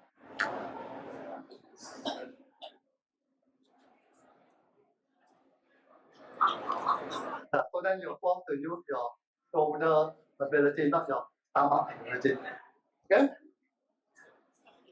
And the next one I call this I know it's not called this the name. It's not called the upper squat. I call it the Ultraman stretch. Right? Yeah. So now people doing this a simple way. More difficult way is like that, Ultraman. Right? So now look at the difference between doing this. A lot of people will just do this. This is a very chill version. What do I do? I pull down, pull forward, come down, pull. So down is what? Shoulder depression. Forward is what? Shoulder protraction. Remember, I think we'll use all these parts all over again. Over here, shoulder depression, shoulder protraction. From pulling forward, down. Okay, so then when you do that, you can feel an extra stretch. When you don't do the down forward thing, you won't feel much of a stretch. Okay? Then you can do the other side, the other hand, the reverse way, down and up. Okay? So you look at, oh yeah, this is right, this is a chill method. Down and up. Really trying to protract a lot. Down and up. Then you can feel it more. Okay? Okay, good. Right? The next thing we're going to do is we're going to do a stretch and check. So we're going to do a fold way. So just do just fold up. So you're going to put your hand on your thigh, and then put your hand on thigh for safety, so that you can push yourself up. Yeah. Okay. So this is a way for gentle way for you to stretch. Because if you don't put your hand on thigh, then it go down cannot come up. So your hand, the so-called safety measure. Then put down your hand, push up, your hand push up. Because you're good enough, you're going to put your hand there, you can come up by all means. But you're not sure, then put your hand there. Okay? So that's a gentle way to stretch. Okay? Now, after you come up from here, then you can stretch up and this is it. Pretend you're like leaning, put your hand up, yawn, and just stretch up. Okay? So that's a gentle way also to stretch your back. Okay? So use the edge. Now you can, if you can control the back type. Okay, so this is what I taught my students, how to increase your flexibility on your bed. So imagine this is a bed. Okay? There's this line where you went up too far, you fall off. Just like that. Just stay there for about half a minute every day. After a while, within 1-2 months, your back will be flexible. Okay? Yeah. Just that. Now, this is a little bit up. Can go further in. Baby version. Okay? So go further in. So your first start, you don't go so far out. Just a little bit. Okay? Then you feel a stretch. After a while, you feel a bit better, you can go further out. Okay? You just stay there for 1 minute or a half. Okay? Just do that just before you sleep. Okay, you can come out of sleep. Okay? So every night you do that before you sleep, you feel a bit more stretched and relaxed. Then it's easier for you to sleep also, right? At the same time, your back will become more flexible. Okay? Okay, done. Okay, next thing we're going to this thing called pancake. Okay? That one, dinner comes with pancake. Okay? So that one, you probably, some of you can come up and try it. So this is called a standing pancake. Like that. Elbows on the ground. Okay? Can you don't so difficult? Go further in front. Okay. So the further your hands are in front, the easier it is because it's something like a plank. Okay? Then as you get better, you walk your elbows back, back, and back, and back, and back. Not so fast, gradually you do that. Okay? So that's called standing pancake. Okay, now if you cannot do that, do the broken pancake, bend your then for example, your hamstrings are very tight. So you bend your knees. Okay, I always say that. Bend your knees a lot. Okay? So that one is easier to do. Then afterwards, just up and try to straighten the knee. One knee at a time. Up. Then you can feel that. Then afterwards, one left, afterwards, then 2 knees straighten at the same time. Okay? Okay, who wants to try? Who wants to try? Start with you. So we are doing a water bottle. Sao bây giờ được? Baby version. Okay.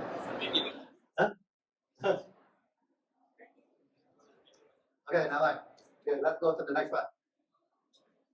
Okay, so if you want to train flexibility, it's very important to be warmed up. You try to do flexibility training when you're totally poor, sometimes you can pull a muscle. So best to do it after strength training when your body is warmed up. After warm the body up, then you do some flexibility training. Okay? Or sometimes you may have to do specific. Say for example, I'm going to stretch my leg and just kick, swing forward and back. That will help to warm up the leg before you do actual stretching. Okay? Now another stretch you can do which is simpler. Lina, can you do the leg on the chair thing? Okay? So this one also is a bit more doable. So you put one leg on the chair and then, okay? As you get not so far forward. Okay? Okay? So as you get better, you lean more and more forward. Just stop. Okay? So as you lean more forward, it's more difficult. Then you just stand up straight, and this one is quite normal. So the lower the pelvis can be here. As you get better, the pelvis can be higher or can lean more forward. So that helps to stretch the hamstring in a safe manner. Okay? And everybody will fine? Okay, then. Okay, next we're going to have some demonstration of different degrees of that. Okay? So we're going to have four.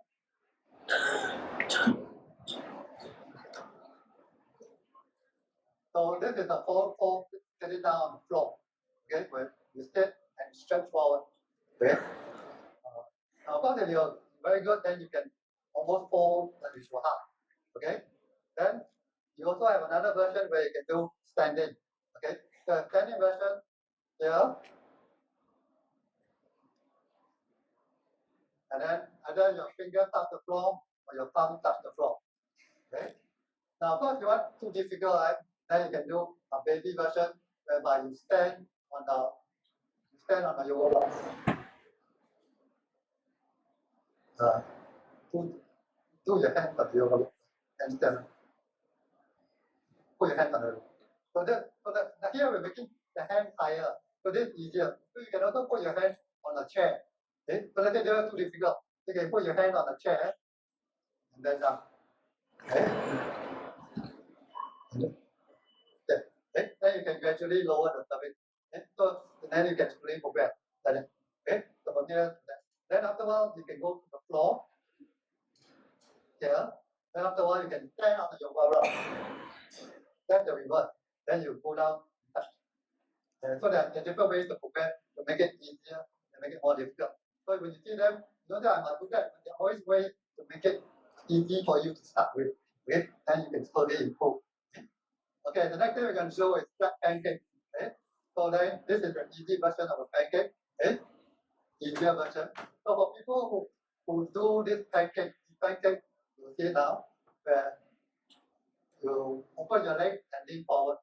So for people who are not so flexible, it's better for them to elevate the bum on the floor. The reason why is because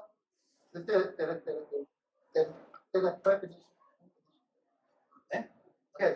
So if your body, let's say your body is like this. Gravity cannot help you to go down. Once you are past 45 degrees, gravity can help you to go down. So then you can super slowly use gravity to help you to progress. So let's say for example you don't use the so notice you can only go down this far. The body angle relative to the body, gravity doesn't come into play. Well, if you raise the palm, the body is more angular, gravity can help to go down, then you can progress. Okay? Yeah. Okay, so that's one way to slowly improve. The next version is we do on the floor, semi-flat. Again, this is quite good, but could be better. Still considered very good. Okay? So eventually you get better, you can go even further down. Okay? So they are further down, but not quite flat. So some people can be even down. Okay? Okay. And next, once you get better, you can go even further down on the floor.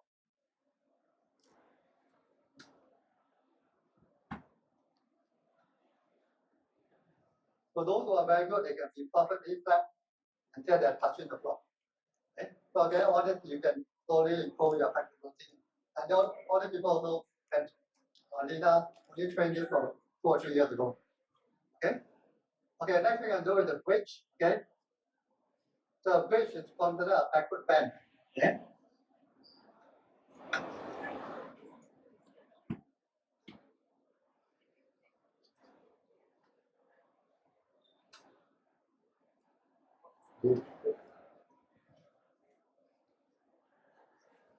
Okay, so this is called a bridge. Okay.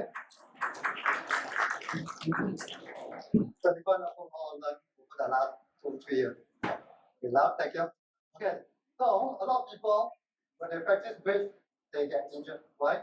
Because too much too soon, they straight away try to go to bridge. Okay, so now Lina will show you how to use a simple exercise to improve your flexibility to prepare you to do a bridge safely. So this is called a yoga wheel. Okay, so do the chill version. That's chill version. So chill version is just go chill version. So just slowly go like watching Netflix like that in the sofa. As you get better, you just go forward and back. Okay. So when you go forward and back, you get better. Then you can go deeper. You put your hand behind. And slowly after a while, your elbows can touch the ground. After a while, your legs can straighten. Okay. Yeah. After a while, your legs can bend and then lift up from there into a bridge. Huh? Okay. Not from there, put your hand on the ground.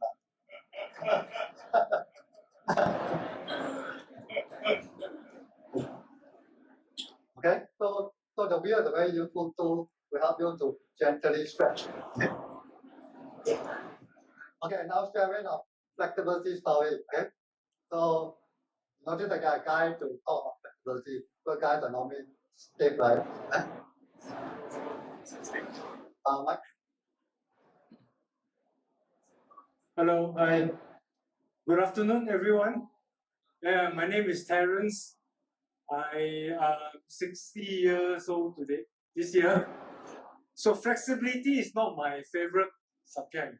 In fact, I used to hate it simply because I wasn't good at it.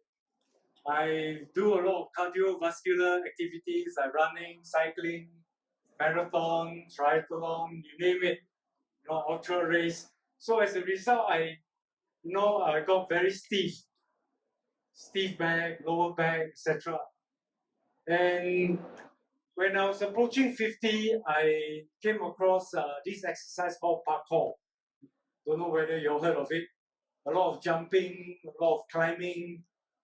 And then I realized that flexibility is very important because without flexibility, I cannot do a lot of things. And then that's where I start to train on flexibility. Even though I hate it, I force myself to do it. And through classes like the one that Robin's, I attend a lot of classes, Robin, it got better and better.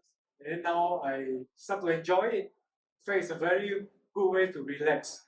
Now I want to share with you an incident where why flexibility is actually important.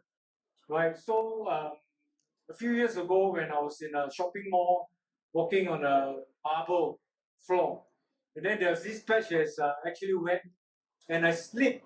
You do the banana skin slip, right? That's you happened before.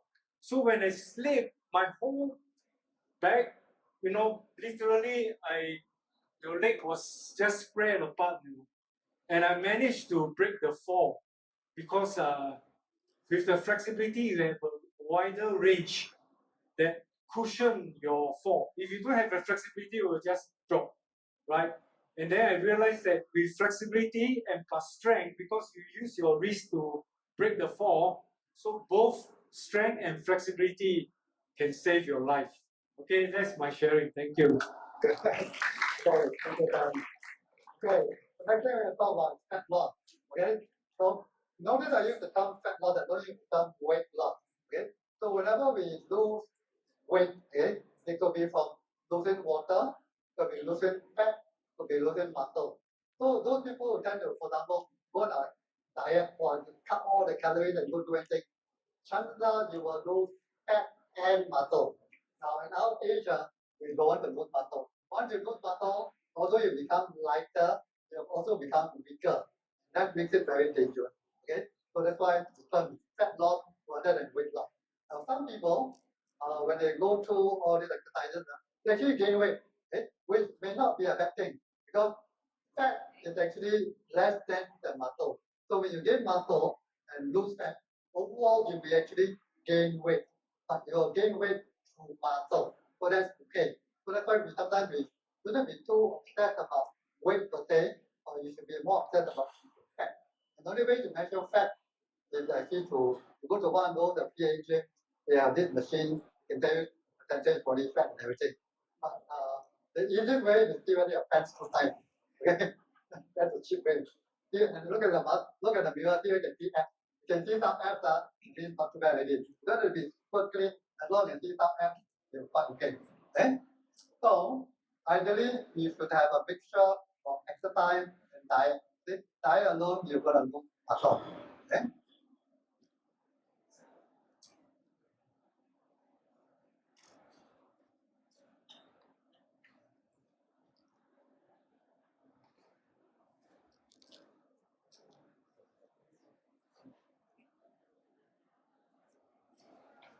Okay, so naturally as we age, we tend to gain fat.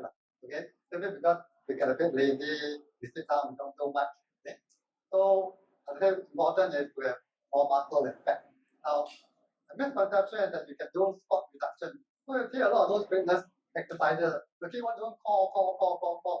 You think the so-called fat around the core will melt away. It doesn't work that way. Fat around the core, you cannot say I want to exercise here more, the fat will disappear. The muscles there may get stronger, more toned, but you cannot specifically say the fat will dissolve here just because you move more inside there. Fat is like overall and trying to target certain areas more than others. So for ladies, it may be your face, you look more easier, but it could be your other areas that will lose. So it could be your fat. So it depends on the person. So you cannot target the fat. Okay? And then also some people say, oh, just eat less. You eat less, then you work out more, you do. Also again, sometimes it's not so simplistic.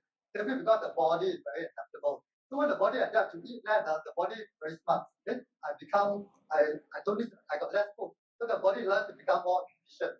Because it uses less calories. Then you took less calories, but you use less calories, and then sama different. Okay? So sometimes it doesn't naturally work that way. So the body also is very adaptable to exercise. Let's say for example, you used to walk in, say 10,000 steps a day. After a while, the body also very clever. And the amount of calories you burn 10,000, after a while become that. Because the body become more efficient.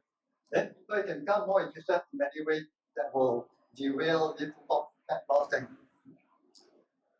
Okay, so next thing. Some people, no matter what they do, just cannot lose weight. Sometimes it's due to health condition. So you got hormone imbalance, you got estrogen and things like that. It can affect your weight loss, no matter what you do. Okay, so sometimes you need to get these health issues fixed. Sometimes you have thyroid issues, actually hypothyroid. You tend to be a bit more sluggish and weight gain. Some people are hyper, they will tend to be the opposite to lose weight. Okay? And some people have digestive issues. They just cannot absorb nutrients. So whatever good protein you take, cannot absorb. So you cannot absorb, you cannot grow muscle. Therefore, you cannot change the body composition. Then some people have insulin spikes. Insulin is, like those people have diabetic, have insulin spikes. Insulin is very fat promoting, the fat promoting hormone. Okay? And some people have food allergy. So food allergy sometimes are not very apparent to you. They are something like very benign. For example, for me, I have food allergy. It's not something that I take, I feel on top of the floor. I feel like sometimes I feel a bit blocked nose, a bit dry eye. Sometimes when you take it's quite common, I block nose all the time. Okay? Sometimes it's food allergy, that all these kind of things can affect your weight loss thing. Okay? Now, also very important, if your sleep is poor, okay, or worse you got sleep apnea, you're also going to have a lot of trouble losing weight. So sleep apnea is something I found out I had. It's because my wife said I keep snoring. Then she read an article saying that I was sleep apnea. So when they measure, they found that in 1 hour I stopped breathing 55 times. Okay? So anytime during time I could have died in my sleep because I stopped breathing. Okay? So sleep apnea, you think you have, actually your partner always snore a lot, but they go and check whether they got any sleep apnea. Can be quite dangerous. Okay? Okay, so you talk, if you listen around, a lot of people do all kinds of ways to lose weight. They got intermittent fasting, keto diet, and so intermittent fasting basically means eat within a certain window of time. So for example, if you take 16-8, that means 16 hours you don't eat anything at all. You drink water, drink black tea, black coffee and things like that, but you don't eat anything that has calories. Okay? Then you only allowed to eat within the 8 hours. So maybe for example, you only eat from 12 p.m. to 8 p.m. The other time you don't eat at all. So that's called intermittent fasting. Okay? So some people they take 3 meals, but they prevent the 3 meals. Some people take only 2 meals a day. So for a while, I was only taking lunch and dinner. I don't take breakfast. Okay? And some people even take 1 meal a day. Sounds very scary, 1 meal a day. But when you should, let's say whatever now you used to take it normally, you don't straight away jump to 1 meal a day. You'll probably collapse and faint because the body cannot take it. So all this take a gradual process to it. Okay? Like keto diet means basically people don't take carbs. Okay? Everything they take protein and vegetables. Okay? And they don't take fruit, they don't take starchy carbs. Okay? And sometimes people do intermittent fasting and keto together. Okay? Then the paleo diet basically means you eat how your caveman eat. So that basically eat meat, you don't take those processed grains and then the whole day of processed grains. You take things that you can pluck from the tree. Okay? And kill animals get killed. Okay?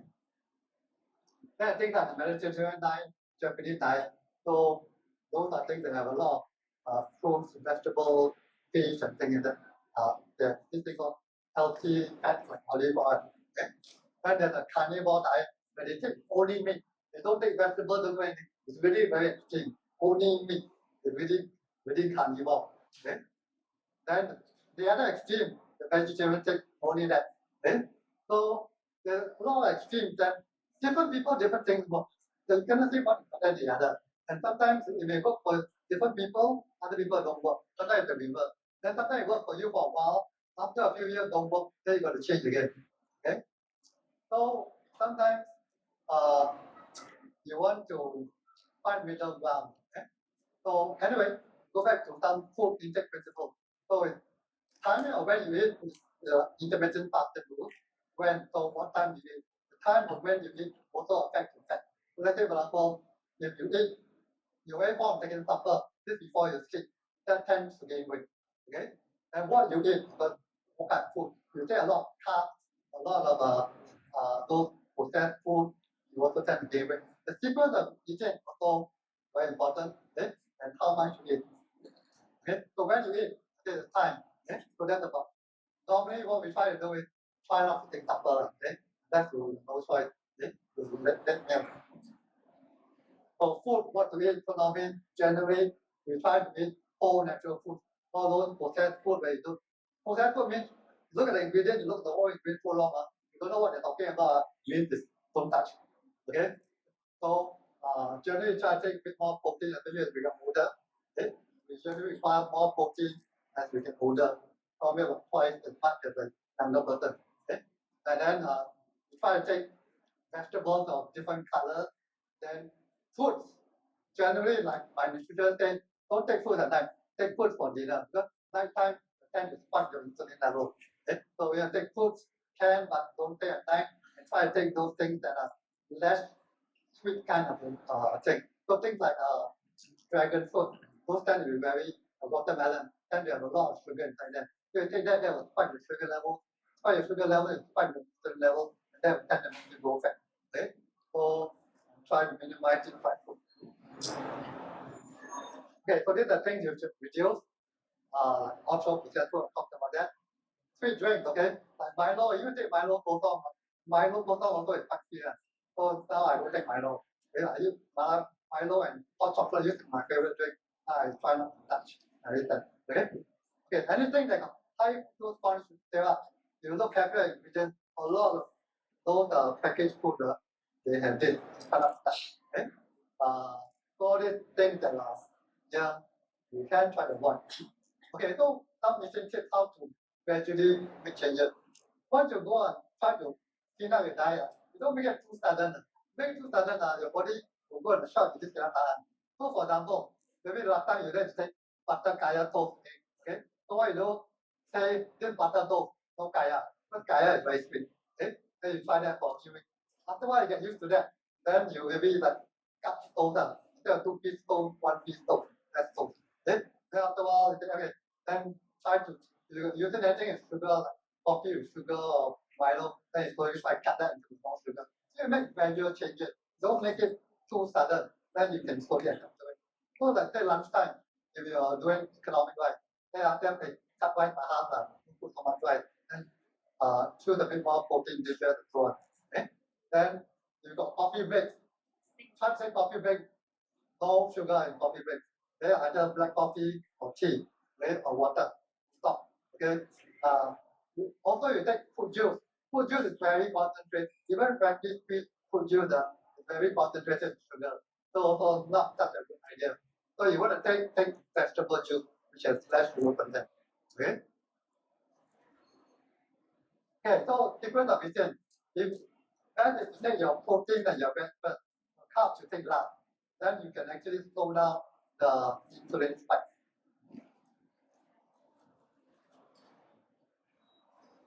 Okay, so if you go to those bodybuilders and those people going for beauty content, the way they calculate, they actually cook all their food at home, they weigh every single portion, they pre-prepare the meal. They're very genius. Okay? I think for most normal people, just take a very simple rule. Protein, make sure you got one handful. Every meal, make sure you got protein. So maybe morning breakfast, they only use to have kaya toast and milk, no egg. Make sure you really have egg, so at least you got some protein. Okay? Make something, every meal have some protein. Okay? Then and cut the carbs. Generally you'll be okay. Okay? So you don't have to, so if you want to change your diet, sometimes you want to change in small steps. If a small step helps you and it works for you, hey, you're happy with that. Only if it doesn't work, then you take the next step. Still don't work, then you take the next step. You want to try to do everything, very soon I tell you, you will give up. Because it's too drastic a change. Then you say, I cannot tahan it. This is too extreme for me. Okay? So for some people, sometimes just taking baby steps. Some people just cut all the snacks. They didn't change anything else. Straight away they lose weight. Okay? Because the snacks are very unhealthy and a lot of sugar. Okay? But I said, try to do this basic thing. Do something that is practical for you and see whether that thing responds, your body responds. And quite often, it may not be exactly what I mentioned just now. It could be a hybrid. You're going to find something that works for you. Okay? But something that you think you can sustain. Don't try to look for the ideal thing.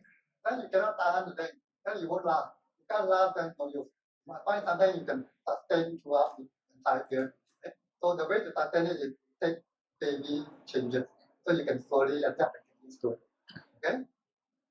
Okay, another useful tip if you have apple cider vinegar, you take apple cider vinegar and drink before each meal. That helps you with digestion and that helps to reduce insulin spike. Okay? But apple cider vinegar is very acidic. You take it, it sometimes can erode the teeth. So once you take your apple cider vinegar, straight away rinse your mouth, brush your teeth. So after a while, you lose weight or you lose fat, you also lose teeth. You don't want to lose teeth, right? Okay? Then the other useful tip is, if pretend you're diabetic, okay? So you got somebody who's diabetic, you go prepare that, be like that. Okay? Then generally you'll be quite safe. Okay, so exercise for fat loss. So I said, fat loss, we need to combine together with diet. So we need to have resistance training. Why? Because we want to build muscle. Once muscles are being built, muscles will help you to burn fat. Because muscles have a higher so-called burn rate of fat. Okay? So another useful tip is that after every meal, don't sit down. Okay? Straight away go and walk for at least within 15-20 minutes, go and walk for at least 15 minutes. Okay? And then first when you walk, what will happen is after you eat, your sugar level tend to go up. But once you start walking, you will tend to dampen the sugar level. And when you dampen the sugar level, you will also mute your insulin levels and therefore the ability to grow fat will also be muted. So let's say for now after you go for lunch, right? When you go for lunch, walk around Suntec. Okay? You don't have to be that. Window shopping is still walking. Okay? That's why you walk. Okay? So what I do is after lunch at home, I will go outside to my area, just walk up and down, walk in circles around my house, okay, for half an hour. And then I'm done for lunch. Then for dinner time, if I go outside and do, my wife says, why you so anti-social, don't keep her company, because they like to use the massage chair. Okay, so I'll walk around in circles like that. Then sometimes I got subtitles there, I cannot see the subtitles, I'm doing this. I walk at the spot. As long as I keep on moving somehow for 15 minutes, my job is done. I've done everything. Okay? So that itself is doing that 15 minutes after each meal, then 15, it's total 45, right? is better than 145 cycle because you are helping to manage your sugar spike. Okay? And also it's easier to manage, right? So let's say example now you go Suntec, right? And this do a bit of window shopping after that, you've done earlier. Okay? Then if you take lunchtime, so keep find somewhere further away, walk all the way there. Then you're gonna walk all the way back. So that automatically makes you walk 15 minutes. So you got MRT where and then walk a bit further. Okay? Now there are some other cardio things like, for example, all this walking, the swimming. So those are good to go. But your mainstay of cardio is walking. Why? That is because walking is something you can sustain very easily. Okay? Can you walk for the rest of your life? Can. Okay? Can you walk every day? Have to, right? Don't tell me you walk here. Walk here. Okay? So walking is something you can do better after you do more or less. But if for example you do very hard cardio, very intense thing, that one after a while you do too much, after a while you will get injured, you get worn out, feel very sluggish and tired. Okay? So some of these things are intensive things that are good to do, but cannot do too often. Once or twice a week, okay. The rest of the day you this train walking. Okay? So one thing good to do is this thing called sprint interval training. So what is sprint interval training? So a lot of you know what is running, right? Know what is walking. But any of you sprint? Sprinting means running like fast as you can. Like Tom Cruise.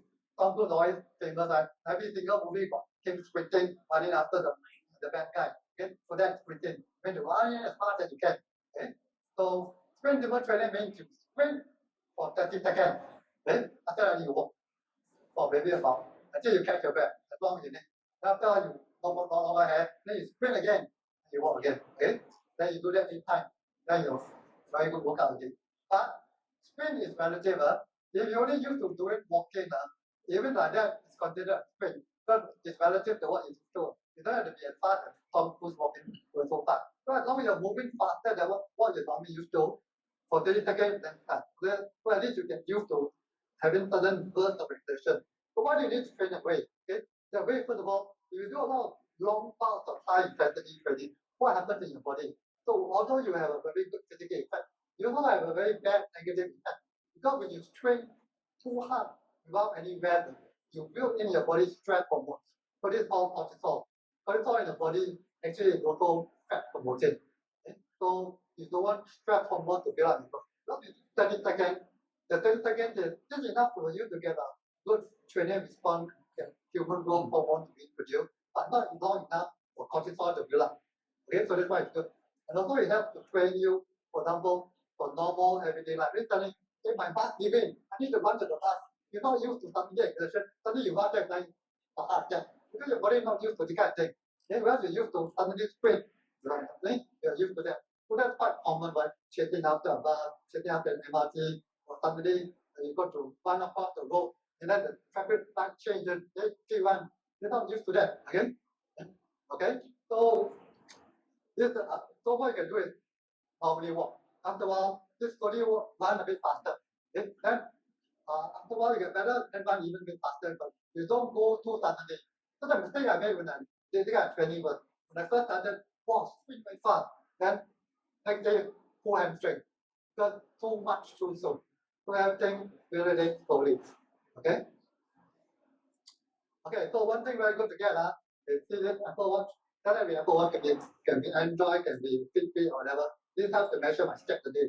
So every day I ask my wife, what you done? How many steps you done? Now I've done 4,000 too. Okay? So our target is to hit 10,000.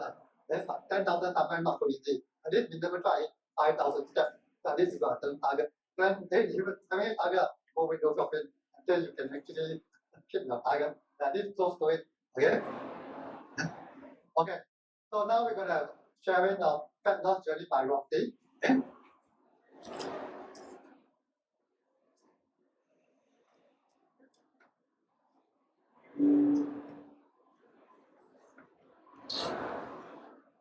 Hi, I'm Roxy.